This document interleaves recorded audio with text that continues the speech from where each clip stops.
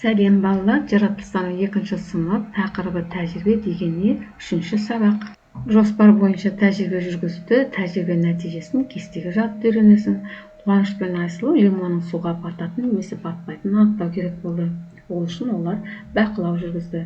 Жартысы ашылған мандарин суға батпады. Неліктен? Мандаринде қалған қабықтың бөлігі оны суда ұстау үшін жеткілікті. Бақылау дегеніміз бұл құбылыстар мен заттарды тікелей немесе арнайы құралдар арқылы қарап, тыңдап, сезіп, олардың қасиеттері мен өзгерістерін анықтау тәсілі.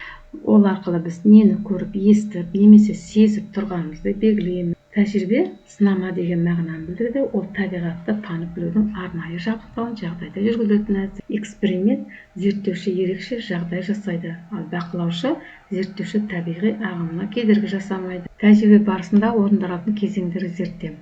Болжам және де мына жерде мақсатын, жоспарын барлығын жазып, мен тәжірибе барысында мынандай нәтижеге жеттім деген сұраққа жауап беру.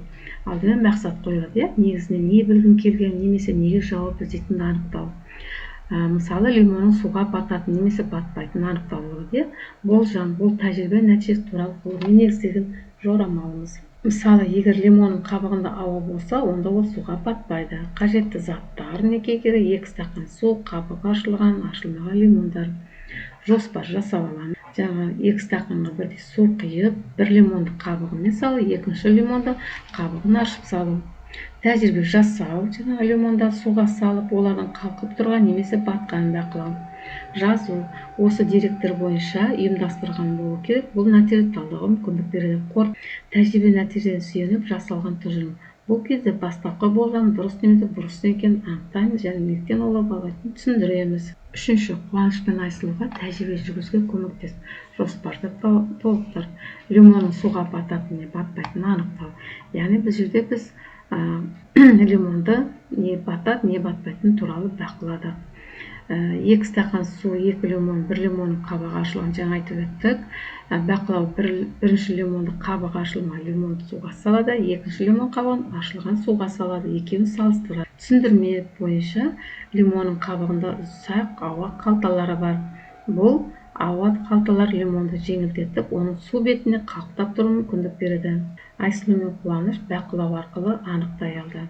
Яғни бізде кімдікі дұрыс екен, Айсұлудың болжамы дұрыс болды екен. 4-ші, тәжірибе жүргіз, мақсатын белгілеп, болжамыңды ұсын. Тәжірибенің мақсаты әртүрлі материалдан жасалған заттарды, магниттік қасиеттерін анықтау. Магнитке тартыла ма, тартылмайды? Батырма, егер батырма металдан, яғни темірден болса, ол магнитке тартылады. Егер пластиктен болса, ағаштан жасалған болса, тартылмайды. Қағаз қыстырғыш, жаңа жерде неге сөйлетті, батырма, қағаз қыстырғыш. Әдетте никель немесе темір сияқты материалдан жасалады, сондықтан олар магнитке тартылуы тиіс. Резеңке топ, резеңкенің магниттік қасиеті жоқ, сондықтан резеңке магнитке тартылмайды. Жоспар жасау, тәжірибе жасау, нәтижесін жазу, содан кейін қорытындылау балалар. Қауіпсіздік шараларын есіне шығарма балалар. Тәжірибе жасаған кезде ең басты қауіпсіздік сақтау.